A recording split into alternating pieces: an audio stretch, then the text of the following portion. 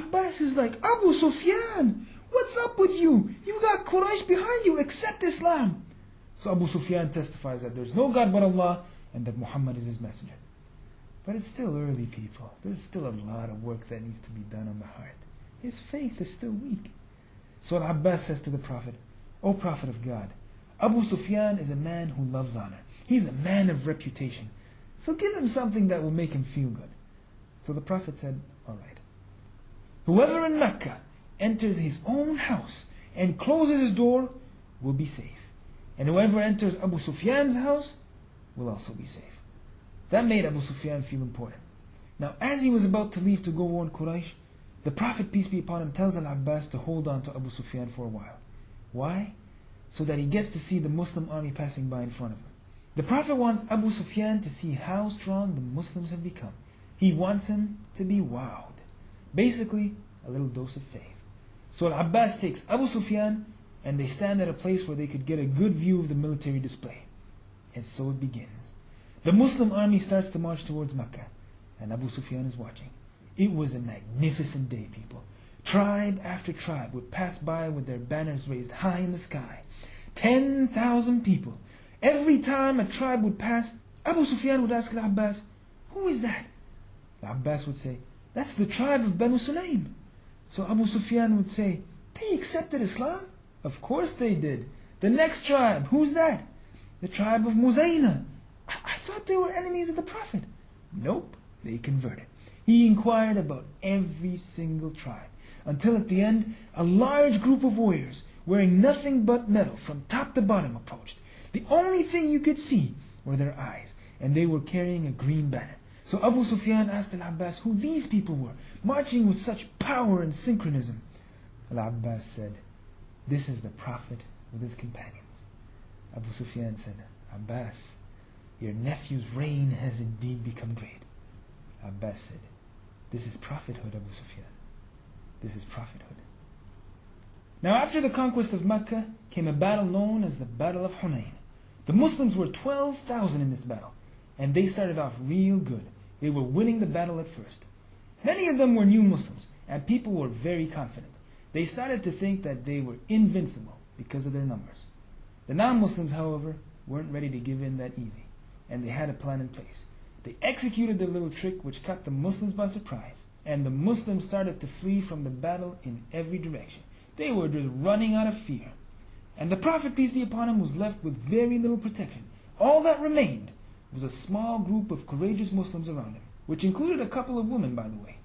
Everybody else was running. Now the Prophet, peace be upon him, tried to get people to come back by shouting out, I'm the Prophet of God, I'm the son of Abdul Mutalib. But people were running, man. They couldn't hear him. The Prophet suddenly got an idea, though. He realized that Al-Abbas was standing right next to him, and he knew that he had a special gift. Remember what it was, guys? His voice. So the Prophet, peace be upon him, said, Abbas, call out to my companions by shouting out, O Ansar, O Muhajirun, O you who took the oath of allegiance at Hudaybiyah. The reason he had him shout out that specific call was to remind the Muslims of past scenarios where they stood at his side so that they could feel bad and come back. It's like if you were about to commit a sin and I came up to you and said, bro, how could you do it, man? Remember you did Hajj not too long ago. That's going to hit the heart and you'd probably feel ashamed and refrain from sinning. So when they hear that call, they're going to stop and think, yo, I can't run away and leave the Prophet in the middle of the battle like that. So Abbas called out at the top of his voice, O Ansar! O Muhajirun! O you who took the oath of allegiance at the Hudaybiyah! Imagine, his voice penetrated throughout the whole battlefield and people started to come back. It worked. Brothers and sisters, if you've been given a gift from God, then use it for Islam. Al-Abbas had a gift that in most people's eyes was worthless. The guy's voice is loud, so what? But this talent helped give Muslims victory in a battle. You know how to draw? You're a gifted artist? Use this talent to help Islam. Paint a picture of nature and write a Quranic verse at the bottom to remind people of God's power. Are you good at poetry? You know how to write?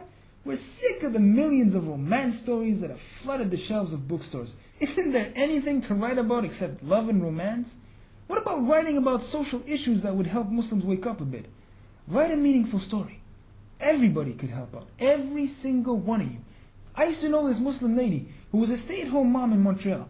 And she was quite old, but she wanted to help out. She wanted to do something. So she got a couple of her friends together, and they would cook food for the masses. University iftars, the poor, the homeless. Take advantage of your talents, people. Al-Abbas lived in the company of the Prophet, peace be upon him, and was alive to see the Prophet pass away.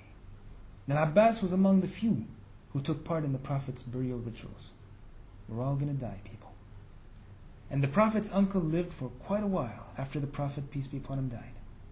In the year of the drought, which took place during the reign of Sayyidina Omar ibn Khattab, while everybody was starving and rain wasn't falling from the skies, Sayyidina Omar performed the prayer for rain with a group of Muslims. And he raised his hands to the sky and said, "O Allah, we used to ask you for rain for the Prophet's sake while he was alive.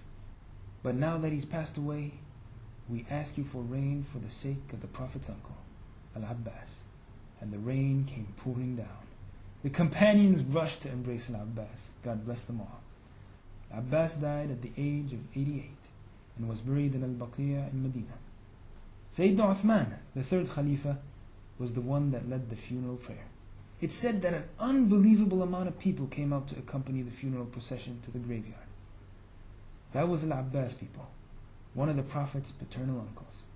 Hope you enjoyed this episode, and until next time, God bless you all.